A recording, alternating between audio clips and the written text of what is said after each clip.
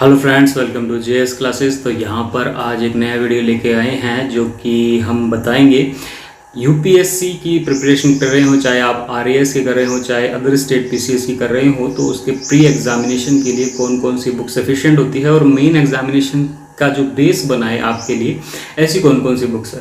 तो देखिए यहाँ पर हम इस चर्चा को दो तरह से करेंगे। एक तो मैं आपको डिटेल बताऊंगा बेसिक से आपको क्या क्या पढ़ना चाहिए और रेफरेंस बुक भी बताऊंगा, और जो अभ्यर्थी चाहते हैं कि शॉर्ट में ही कुछ स्टडी कर ले, उनको पहले से बेसिक उनका क्लियर है, तो उनके लिए भी मैं अलग से एक बेसिक बुक बता दूंगा, रेफरेंस बुक बता दूंगा, उससे पढ़ के उनका काम चल जाएगा। तो चलिए शुरू करते हैं आज की वीडियो में। सबसे पहले हम देखते हैं कि ज्योग्राफी के लिए आपको क्या पढ़ना चाहिए। तो देखिए यहाँ पर ये मैटर हालांकि इंग्लिश में लिखा हुआ है, पर ये आपको एज इट इज़ हिंदी में भी अवेलेबल हो जाएगा।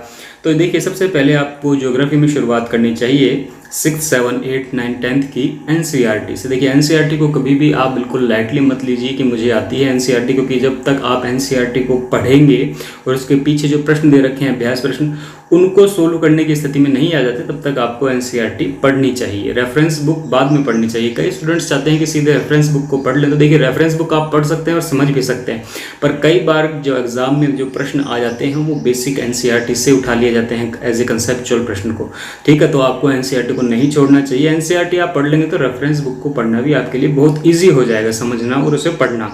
तो देखिए यहाँ पर आपको 6th, 7th, 8, 9, 10th, 11 और इस तरह से 12th यहाँ तक की एनसीईआरटी भूगोल में स्टडी करनी है, और ये सफिशिएंट है। मैं आपको बता रहा हूँ अनुभव से कि आपको इसके बाद ज़्यादा ज़रूरत नहीं पड़ती है। और इसके बाद आपको ये एनसीईआरटी पढ़ने के साथ साथ ये ऑक्सफोर्ड की एटलस या ओरिएंट ब्लैक स्वान की एटलस को भी साथ में कंसिडर करना चाहिए। अब जिसके बाद यूपीएससी के लिए, आईएएस के लिए अगर आप स्पेशल प्रेफरेंस करना चाहते हैं, तो देखिए मैं आपको रेफरेंस बुक बताऊंगा। तो यहाँ पर जो एक अच्छी किताब आती है वो आती है certified physical and Indian geography, जो चेंग लियोंग की आती है। तो ये जो पुस्तक है ये इंग्लिश मीडियम की पुस्तक है, पर इसमें जो डायग्राम्स हैं वो काफ़ी अच्छे हैं फिजिकल ज्योग्राफी को समझने के लिए। तो हिंदी माध्यम वाले विद्यार्थी भी कोशिश कर सकते हैं इसके डायग्राम्स को समझने की। तो ये एक रेफरेंस अच्छी पुस्तक है। इसके बाद अगर आपको नहीं मिलती है, हिंदी माध्यम वालों को ये समझ में नहीं आ रही है, तो आप ओल्ड एनसीईआरटी, जब एनसीईआरटी का सिलेबस चेंज हुआ था तो पुरानी जो किताब लिखी जाती थी ज्योग्राफी में वो भी बहुत अच्छे से लिखी गई है 11th, 12th की, तो वो पढ़ लीजिए। तो ज्योग्राफी में इतना पढ़ना आपके लिए सफिशिएंट होता है। ठीक है, यहाँ पर मैं आपको एक बात बताऊँ कि कुछ स्टूडेंट्स यहाँ पर पूछते हैं कि महेश बर्णवाल की बुक किस तरह से है। तो देखिए ये जो बुक है ये ना तो बेसिक बुक है ना रेफरेंस बुक है। ठीक है, ये बुक अगर आप ज्योग्राफी का ज्ञान रखते हैं, पहले से कुछ समझते हैं, तो आप इसे कंसिडर कर सकते हैं। अदरवाइज आप बेसिक से और एक पूरी तरह से जानकारी चाहते हैं कंसेप्चुअल, तो पहले इसको आपको अवॉइड करना चाहिए और पहले एनसीईआरटी को अध्ययन करना चाहिए 12th तक। उसके बाद आपको ज़रूरत ही नहीं पड़ेगी और आपके पास टाइम है, तो अगर और आईएएस की प्रिपरेशन कर ले हैं तो ये सर्टिफाइड फिजिकल और इंडियन ज्योग्राफी को जरूर देख के जाइए, इसके डायग्राम देख के जाइए। तो चलिए ये तो हुई ज्योग्राफी की बात। इसके बाद बात करते हैं कि पॉलिटिकली आपको क्या पढ़ना चाहिए। तो देखिए पॉलिटिकली भी मैं वही बताऊंगा। सबसे पहले आप एनसीईआरटी से शुरू कीजिए।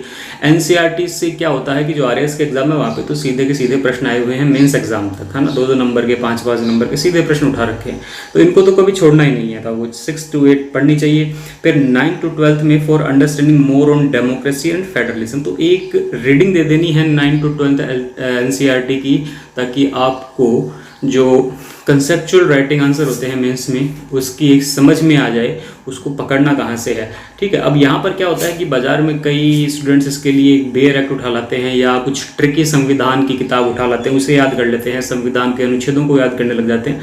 तो देखिए उस तरह से आपका सिविल सर्विस का एग्जाम क्लियर नहीं हो पाएगा। अगर प्री क्लियर हो जाएगा तो आप मेंस में पछताएंगे। तो शुरू से ही अपनी नॉलेज को इस तरह से बना के चलिए कि प्री के बाद आपको मेंस देना है और मेंस के बाद आपको इंटरव्यू देना है। कभी टारगेट ये मत रखिए कि सिर्फ प्री एग्जाम को पास करना है और मेंस के लिए मैं अलग बुक से स्टडी करूंगा। ठीक है, एक ही बुक को बार बार स्टडी करना है वो ज़्यादा अच्छा है, बजाय 10 छोटी छोटी बुक को अलग अलग पढ़ने के। ठीक है, सेम बुक को आप रिवाइज करते रहिए ताकि उसकी इमेज है वो आपके दिमाग में आ जाए। और इसके बाद जो सबसे पॉपुलर और डिटेल बुक है वो है एम लक्ष्मीकांत की, तो इसे भी ज़रूर कंसिडर कीजिएगा। ये हालांकि काफ़ी हैवी लेंथी बुक हो जाती है पढ़ने के लिए, पर इसके अंदर जो नॉलेज दी गई है वो आपको कहीं नहीं मिलेगी। और अगर आप शॉर्ट में पढ़ना चाहते हैं, अगर आपको ये एनसीईआरटी से आपका बेसिक बहुत अच्छे से क्लियर हो गया है, तो मैं आपको बताऊं आप डीडी बसु या यहाँ पर सुभाष कश्यप की किताब आती है, वो दोनों आप पढ़ सकते हैं। ये किताबें इतनी लेंथी नहीं मिलेंगी लक्ष्मीकांत जितनी, पर ये थोड़ी समझने में कॉम्प्लिकेटेड हो सकती हैं आपके लिए। एम लक्ष्मीकांत की जो बुक है वो बहुत ही अच्छे तरीके से लिखी गई है, हालांकि डिटेल में लिखी गई है इसलिए टाइम लगता है, पर आप पढ़ते जाएंगे तो आपको इसमें इंटरेस्ट आता जाएगा। और आप देखेंगे तो इसके शॉर्ट नोट्स भी गूगल पर आपको अवेलेबल हो जाएंगे, पर शॉर्ट नोट के बजाय आप खुद के शॉर्ट नोट बनाइए, वो ज़्यादा अच्छा होता है। तो ठीक है, तो सबसे पहले आप एनसीईआरटी पढ़िए और उसके बाद एम लक्ष्मीकांत को पढ़ना शुरू कीजिए। यहाँ पर एक मैं इंपॉर्टेंट बात बताना चाहूँगी, एम लक्ष्मीकांत को आप अगर सीधा भी पढ़ते हैं तो भी आपका काम इसमें चल जाता है, क्योंकि ये लिखी इतनी डिटेल से गई है। तो चलिए इसके बाद हम आगे बात करते हैं इकोनॉमिक्स की। इकोनॉमिक्स देखिए, इकोनॉमिक्स एक ऐसा सब्जेक्ट है जो कि आप किसी टीचर से पढ़ेंगे तो आपके लिए ज़्यादा बेनिफिशियल होगा। पहले टीचर से कंसेप्ट को समझेंगे, उसके बाद पढ़ेंगे तो आपके लिए ज़्यादा अच्छा रहेगा। फिर भी इसके लिए जो बुक्स है उसमें आप देखिए, आपको मैक्रो इकोनॉमिक्स 12th की एनसीईआरटी से पढ़नी है, 11th का इंडियन इकोनॉमिक डेवलपमेंट को समझना है, और 9th और 10th बेसिक के लिए पढ़नी है। तो यहाँ से तो हमें शुरुआत करनी है। फिर यहाँ पर जो एक चर्चित बुक है वो है इंडियन इकोनॉमी की, जो रमेश सिंह की चलती है। तो उसमें पूरी बुक को स्टडी ना करके सेलेक्टिव चैप्टर पे हमें स्टडी करनी है, जिसमें जैसे जीडीपी, जीएनपी ग्रोथ क्या होती है, इवोल्यूशन ऑफ इंडियन इकोनॉमी क्या है, बैंकिंग क्या है, इन्फ्लेशन क्या है, एग्रीकल्चर क्या है, Indian and global economy, human development, technology and environment. तो इस तरह से बेसिक जो ये चैप्टर हैं इनको ज़रूर पढ़ना है। एम लक्ष्मीकांत में भी यही बात है कि आप सिलेबस को अपने सामने रखिए, किसी भी स्टेट पीसीएस का एग्जाम दे रहे हैं तो उस सिलेबस के हिसाब से उसमें टॉपिक को आप सिलेक्ट करके पढ़ते जाइए, ठीक है। तो पूरी बुक तो आपके सिलेबस में नहीं होती है, तो उसमें सेलेक्टिव आप वहाँ पर भी चयन कर सकते हैं। तो ये बातें दोनों के लिए होती हैं, और ये टाटा मैग्रा का पब्लिकेशन है, इंडियन इकोनॉमी भी और एम लक्ष्मीकांत भी।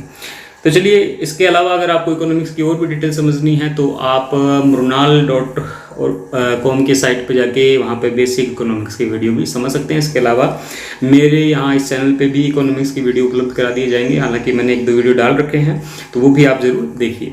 इसके बाद हम बात करते हैं साइंस और टेक्नोलॉजी में क्या पढ़ा जाए। तो देखिए, साइंस और टेक्नोलॉजी है वो यूपीएससी के लिए जो पढ़ी जाती है वो मोस्टली हिंदू न्यूज़पेपर के जो साइंस वाला जो पोर्शन आता है उससे कवर किया जाता है पेपर में भी।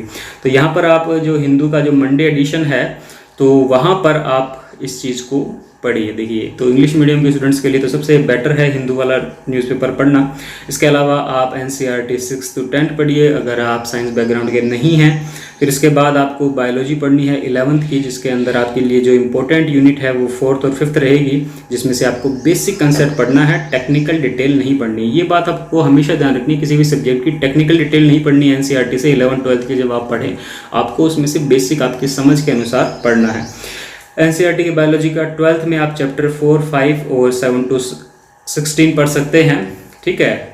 इसको लाइन बाय लाइन पढ़िए, पर टेक्निकल डिटेल छोड़ दीजिए। टेक्निकल डिटेल से देखिए मतलब होता है जो एकदम साइंस की ज़रूरत हो, जैसे फिजिक्स में फार्मूलेज आ जाते हैं, केमिस्ट्री में इक्वेशंस आ जाती है, तो ये टेक्निकल डिटेल हो जाती है किसी भी सब्जेक्ट की, तो इसे आप छोड़ सकते हैं। इसके अलावा आप पढ़ सकते हैं। इसके अलावा एनसीईआरटी 12th जो ओल्ड है उसमें चैप्टर 9 से आगे पढ़ सकते हैं। फिजिक्स में 11th की जो बुक है उसमें 1, 5, 8 और 12th में चैप्टर 15 पढ़ सकते हैं। केमिस्ट्री में इसी तरह से 11th के बुक में चैप्टर 1 and 14 और 12th में चैप्टर 14 and 16 आप पढ़ सकते हैं। इसके अलावा एक मैगजीन आती है साइंस रिपोर्टर, इसका भी अध्ययन किया जा सकता है। और साइंस और टेक्नोलॉजी की मैं बताऊं, इसके लिए 2 पुस्तकें भी चलती है। एक तो चलती है स्पेक्ट्रम की साइंस और टेक्नोलॉजी, ये भी एक अच्छी किताब है, इसे मार्केट में आप पढ़ सकते हैं। ये हिंदी और इंग्लिश दोनों माध्यमों में उपलब्ध है, तो इसमें भी काफ़ी अच्छा मैटर दे रखा है। अगर आप सीधा ही इसको पढ़ना चाहते हैं तो पढ़ सकते हैं, या किसी अच्छी कोचिंग के अगर नोट्स अवेलेबल हो जाएं साइंस और टेक्नोलॉजी में तो आपका काम उससे भी चल जाएगा, पर शर्ते वो जो नोट्स हैं वो डिटेल नोट्स होने चाहिए। तो साइंस और टेक्नोलॉजी में क्या होता है कि जो मैटर है वो बहुत बिखरा हुआ होता है और लगातार ये रिनोवेट होता रहता है, मतलब हर 2-3 महीने में कोई नई टेक्नोलॉजी आ जाती है, कोई नई इनोवेशन हो जाता है, तो उसके लिए न्यूज़पेपर बेस्ट रहते हैं। तो बेसिक के लिए आप स्पेक्ट्रम की किताब को भी उठा सकते हैं। इसके अलावा आपको मैंने ये किताबें तो बताई ही हैं। इसके बाद हम आगे बात करें एनवायरनमेंट की। तो एनवायरनमेंट की तो देखिए, तो आप यहाँ पर शंकर आईएएस के जो नोट्स हैं वो सबसे ज़्यादा पॉपुलर हैं, जो इंग्लिश में ही लिखे गए हैं इंग्लिश मीडियम के लिए, तो ये बेस्ट हैं। इसको पढ़ने के बाद वैसे आपको कुछ और ज़रूरत नहीं पड़ती है एनवायरनमेंट पढ़ने के लिए। और हिंदी मीडियम वाले कोशिश कर रहे हैं इसको पढ़ने की, तो ये इतनी मुश्किल भी इंग्लिश नहीं है, ये समझ में आ जाती है। फिर भी इसके अलावा आपको जो एनसीईआरटी ज्योग्राफी की आपने बुक पढ़ी है 6th to 12th, वहाँ पे काफ़ी पोर्शन कंप्लीट हो जाता है एनवायरनमेंट का। और इसके अलावा जो ICSE बोर्ड है वहाँ पे एनवायरनमेंट स्टडी की बुक आती है क्लास 10th और 12th की, तो वो भी आप पढ़ सकते हैं। और हिंदी माध्यम के लिए मैं आपको बताऊं तो यहाँ पर एक परीक्षा मंथन का विशेषांक आता है, परीक्षा मंथन का यहाँ पे विशेषांक आता है एनवायरनमेंट पर, और साइंस और टेक्नोलॉजी पर भी आता है, तो ये दोनों आप कंसिडर कर सकते हैं। परीक्षा मंथन जो पब्लिकेशन है वो काफ़ी अच्छी डिटेल में लाता है पुस्तकों को, तो वहाँ पर आप इनका विशेषांक भी देख सकते हैं। तो कोशिश कीजिएगा, अगर आप UPSC की तैयारी कर रहे हैं हिंदी माध्यम वाले, तो शंकर IAS के नोट्स आप ज़रूर पढ़ के जाइए। जो अपडेटेड इसका जो सीरीज़ आती रहती है हर साल, उसे ज़रूर पढ़ के जाइए, और ये नेट पे आपको इजीली अवेलेबल हो जाएगी। इसके बाद हम बात करें हिस्ट्री की, जो कि सबसे बड़ा मेजर पार्ट होता है। तो देखिए हिस्ट्री में आप पढ़ सकते हैं मॉडर्न इंडिया। मॉडर्न इंडिया के लिए आप क्लास 8 की शुरू कर सकते हैं। NCERT 12th modern India old पढ़ सकते हैं। और यहाँ पे जो UPSC के लिए स्पेशली चलती है तमिलनाडु एडिशन की क्लास 12th की पुस्तक चलती है, जो कि काफ़ी अच्छे से लिखी गई है, इसे भी आप पढ़ सकते हैं। पर देखिए अगर ये आपको अवेलेबल नहीं हो तो आप जो स्पेक्ट्रम की बुक आती है, छोटी सी बुक आती है लगभग 200-250 पेज की, राजीव अहिर की, तो वो आप ज़रूर पढ़ के जाइए। वो मतलब गागर में सागर का काम करेगी। आप ये सब छोड़कर इसे भी पढ़ते हैं मॉडर्न इंडिया के लिए, तो ये आपके लिए सफिशिएंट रहेगी। और इसके बाद आप और भी डिटेल स्टडी करना चाहते हैं तो यहाँ पे रेफरेंस बुक के रूप में मैं आपको बता दूं, बिपिन चंद्रा एक काफ़ी फेमस राइटर हैं जिन्होंने किताब लिखी है। इसके अलावा आपको विपिन चंद्रा अगर पसंद नहीं आ रहे हैं तो यहाँ पर शेखर बंदोपाध्याय की प्लासी टू पार्टीशन बुक है, जो कि अवेलेबल हो जाएगी, इसे आप पढ़ के जाइए। पर मेरे हिसाब से आपका काम स्पेक्ट्रम से चल जाता है और ज़्यादातर स्टूडेंट्स इसी को पढ़ के जाते हैं, तो विशेष रूप से ये काफ़ी पॉपुलर बुक भी है, तो इसे ज़रूर पढ़ के जाइए। इसके बाद हम बात करें मिडाइवल इंडिया की, तो मिडाइवल इंडिया के लिए देखिए वही बात, NCERT और तमिलनाडु एडिशन क्लास 11th, तो ये काफ़ी अच्छी बुक रहती है इंग्लिश मीडियम के लिए। पर आपको अगर अवेलेबल नहीं हो पा रही है तो आप पुस्तक पढ़ सकते हैं NCERT और मिडाइवल इंडिया के लिए पूनम दलाल दहिया की, ये इंग्लिश मीडियम में आपको अवेलेबल हो जाएगी। और हिंदी मीडियम वाले यहाँ पर प्रोफेसर RS शर्मा की बुक को कंसिडर कर सकते हैं, जो लिखी गई है NCERT के रूप में भी और एक रेफरेंस बुक के रूप में भी। और NCERT इंडिया के लिए आप देखिए वही आपको NCERT पढ़नी है, तमिलनाडु बोर्ड का एडिशन पढ़ना है इंग्लिश मीडियम वालों को। उसके बाद इसमें भी यही राइटर की बुक मिल जाएगी आपको, पूनम दलाल दहिया की। यहाँ पर और भी हिंदी राइटर हैं रामचरण शर्मा, उनकी पुस्तक भी काफ़ी अच्छे से लिखी गई है, तो हिंदी माध्यम वाले रामचरण शर्मा जी की पुस्तक को कंसिडर कर सकते हैं। और इंग्लिश मीडियम वाले इनको ज़रूर पढ़ के जाइए। तमिलनाडु बोर्ड की एडिशन की जो पुस्तकें हैं वो पिछले 2-3 साल में काफ़ी हाईलाइट रही है और वहाँ से काफ़ी ज़्यादा कंसेप्चुअल प्रश्न आते रहे हैं, तो आप ज़रूर देख के जाइए। और मैं तो कहूँगा कि हिंदी माध्यम वाले स्टूडेंट्स भी थोड़ा थोड़ा इंग्लिश पढ़ने की आदत डाल लें तो उनका जो स्टडी मटेरियल की क्वालिटी है वो काफ़ी इंप्रूव हो सकती है। आप खुद उसमें कुछ एडअप करके हिंदी मीडियम के नोट्स में इंग्लिश से कंटेंट उठाकर उसे ट्रांसलेट करके आप काफ़ी अच्छा अपना, ज़्यादातर तैयारी होती है वो इंग्लिश मीडियम का ही सिलेक्शन हो रहा है। आपने देख रहे हैं UPSC में जो लगभग 90% से ज़्यादा सिलेक्शन है इंग्लिश मीडियम का हो रहा है, तो कंटेंट की वजह से हो रहा है। कंटेंट ज़्यादा ईजिली और ज़्यादा बेटर क्वालिटी का अवेलेबल है। तो चलिए इसके बाद हम आगे बात करें जो सबसे इम्पोर्टेंट बात है करंट अफेयर्स की। तो करंट अफेयर्स के लिए देखिए कोई बात इस तरह से स्पेशल बुक तो होती नहीं है, हालांकि विशेषांक निकालते रहते हैं, क्रॉनिकल, प्रतियोगिता दर्पण, इस तरह से इनसाइट IAS और इस तरह के आपको विशेषांक मिल जाएंगे, तो वो तो पढ़ना ही चाहिए। पर इनको एक साथ पढ़ने से पहले आपको डेली न्यूज़पेपर पढ़ने की भी आदत डालनी चाहिए। इंग्लिश मीडियम वालों को लिए तो पता ही है कि द हिंदू सबसे बेस्ट आता है। इसके अलावा आप इंडियन एक्सप्रेस पढ़ सकते हैं और बिजनेस न्यूज़पेपर में ओनली एडिटोरियल पढ़ सकते हैं। हिंदी मीडियम वाले यहाँ पर प्रेफर करें जनसत्ता को, पॉलिटिकली विचारधारा को ना पढ़ें, केवल आर्टिकल का विश्लेषण देके जनसत्ता को पढ़ सकते हैं। और आस्थान पत्रिका में भी कुछ अच्छे आर्टिकल आते हैं, तो इनको पढ़ने की आप आदत डालिए। तो इसके अलावा यहाँ पर एक साइट है प्रेस इंफॉर्मेशन ब्यूरो, तो इसे आप चेक करते रहिए। कुछ समय बाद यहाँ पर आपको इसकी जो जीस्ट है, इसका जो सार है, वो भी वेबसाइट पे अवेलेबल मिल जाएगा। तो इसके अलावा आप पढ़ सकते हैं योजना कुरुक्षेत्र को, जो कि UPSC के हिसाब से ज़्यादा महत्वपूर्ण है। स्टेट PCS में आप पढ़ना चाहें तो पढ़ सकते हैं, पर इसका इतना इंपॉर्टेंट रोल नहीं रहता। और लोकसभा राज्यसभा की डिबेट भी UPSC के लिए ज़्यादा इंपॉर्टेंट है। तो ये जो जितनी भी हमने अभी तक बुक डिस्कस की हैं, ये ज़्यादातर मैंने UPSC को कंसिडर करके बनाई हैं। अब देखिए इसमें मैं अगर आपको RAS के लिए सेलेक्टेड बुक बताऊँ कि आपको RAS के लिए इसमें एक्स्ट्रा क्या पढ़ना चाहिए राजस्थान के लिए, तो देखिए सबसे पहले हम शुरू कर लेते हैं ज्योग्राफी से ही। तो ज्योग्राफी में आपने ये तो पढ़ ही लिया, इससे आपकी इंडिया और वर्ल्ड ज्योग्राफी तो तैयार हो ही जाएगी। इसके अलावा आप यहाँ पर हिंदी माध्यम वाले चाहें तो माजिद हुसैन को और कंसिडर कर सकते हैं, ठीक है, पर काफ़ी लेंदी हो जाती है। अगर आपके पास टाइम हो तभी जाइएगा, नहीं तो सबसे पहले इसे ही ख़त्म कर दिएगा। कर दीजिएगा। इसके बाद आप राजस्थान पे आते हैं तो देखिए राजस्थान में आपको क्या पढ़ना चाहिए। तो राजस्थान में देखिए एक बुक आती है लक्ष्य की, जो हिंदी माध्यम के लिए एक ठीक बुक है। इसके अलावा आप एक बुक ले सकते हैं धरोहर। तो ये दोनों बुक में से कोई भी एक बुक आप अपनी इच्छा से चूज़ कर लीजिए और उससे थोरोली पढ़ लीजिए, तो उससे आपका काम हो जाएगा। बाकी राजस्थान की जो ज्योग्राफी की वीडियो है आप मेरे चैनल की प्लेलिस्ट में जाके देख सकते हैं, काफ़ी डिटेल वीडियो बनाए हैं जहाँ से आपकी राजस्थान की ज्योग्राफी के संबंध में हेल्प हो जाएगी। इसके बाद अगर हम बात करें कि इसे इंग्लिश मीडियम वालों के लिए राजस्थान को क्या पढ़ना चाहिए, तो देखिए यहाँ पर डॉक्टर भल्ला की किताब आती है जो कि इंग्लिश मीडियम में अवेलेबल हो जाती है, और एक कंपटीशन प्लस कोचिंग है अजमेर की, उनकी भी किताब आती है इंग्लिश मीडियम में, तो वो आप राजस्थान के लिए कंसिडर कर सकते हैं। तो इससे आपका राजस्थान में आरएएस का पोर्शन कवर हो जाएगा। इसके बाद बात करें पॉलिटी में क्या पढ़ना है, तो इंडियन पॉलिटी की तो बात हम कर चुके हैं। राजस्थान में अगर आप पढ़ना चाहें तो यहाँ पर आपको पॉलिटी के लिए जो बुक आती है पैनोरमा पब्लिकेशन की, वो काफ़ी अच्छी बुक लिखी गई है, मैंने देखी थी, तो वो आप कंसिडर कर सकते हैं यहाँ पे पैनोरमा पब्लिकेशन की बुक को। तो काफ़ी अच्छी बुक है, उसे आप देख सकते हैं। इसके अलावा आपको मार्केट में बहुत सारे ऑप्शन मिल जाते हैं प्राइवेट पब्लिकेशन के, तो पर मैं आपको रिकमेंड करूँगा यहाँ पे पैनोरमा की बुक को राजस्थान के लिए। इसके बाद हम बात करें इकोनॉमिक्स की, तो इंडियन इकोनॉमिक्स के अलावा अगर आपको राजस्थान में समझना हो तो यहाँ पे प्रोफेसर लक्ष्मी नारायण नाथुका की किताब आती है, इसे आप ज़रूर पढ़ के जाइए, बहुत अच्छी किताब लिखी गई है और इसमें इंडियन इकोनॉमी भी बहुत अच्छी तरह लिखी गई है, तो आप इसे कंसिडर कर सकते हैं आरएएस एग्ज़ाम के दृष्टिकोण से। यूपीएससी में तो आपको ये भी पढ़ के ज़रूर जानी है। और इसके बाद हम बात करें साइंस और टेक्नोलॉजी में, तो देखिए साइंस और टेक्नोलॉजी में राजस्थान पर लिखी गई कोई विशेष पुस्तक इतनी अच्छी नहीं है, तो यहाँ पर आपका स्पेक्ट्रम से या अन्य राजस्थान के लोकल पब्लिकेशन के द्वारा जो बुक निकाली जाती है आप उसे कंसिडर कर सकते हैं। इसके बाद बात करें हम एनवायरनमेंट की, तो एनवायरनमेंट के संबंध में भी वही बात है कि लोकल पब्लिकेशन की कोई भी बुक हो, आरबीडी या बहुत सारे प्रकाशन आते हैं राजस्थान में, तो राजस्थान के संदर्भ विशेष में कोई लिखी गई किताब हो तो आप उसे पढ़ सकते हैं, पर आपका बेसिक काम तो इससे चल ही जाएगा। और मैं आपको वापस रिकमेंड कर रहा हूँ शंकर आईएएस नोट्स को जरूर पढ़ के जाइएगा। इसके बाद हम बात करें हिस्ट्री की, तो राजस्थान हिस्ट्री के लिए आप यहाँ पर आरबीएससी की किताब को उठा सकते हैं, उससे आपका काम चल जाएगा। उसमें राजस्थान की हिस्ट्री को पूरी तरह से आप पढ़ लीजिए, उससे आपका काम चल जाएगा। यहाँ पे स्पेशल आपको हिस्ट्री के लिए कुछ अलग से मटेरियल पढ़ने की ज़रूरत नहीं है।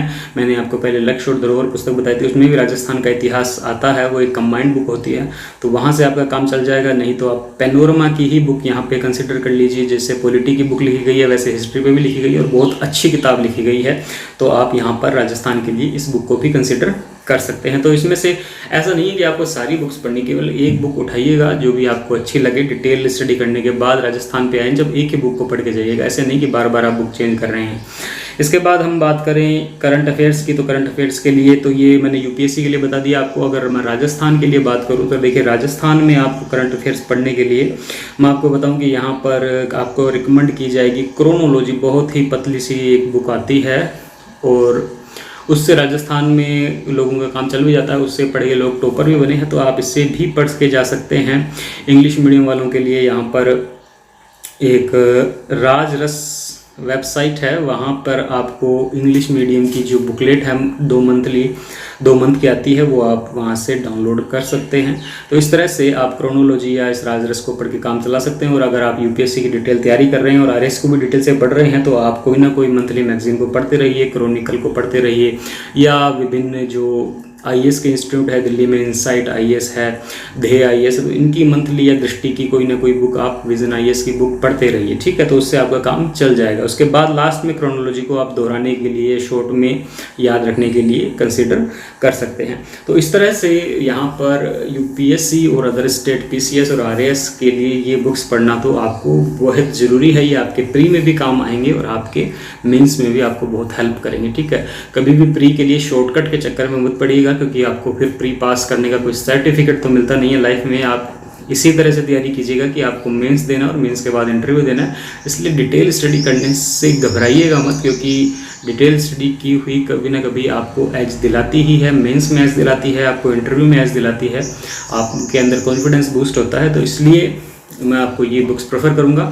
आप यूपीएससी के पैटर्न पर तैयारी कीजिए, आपका आरएएस तो क्लियर हो ही जाएगा, ठीक है।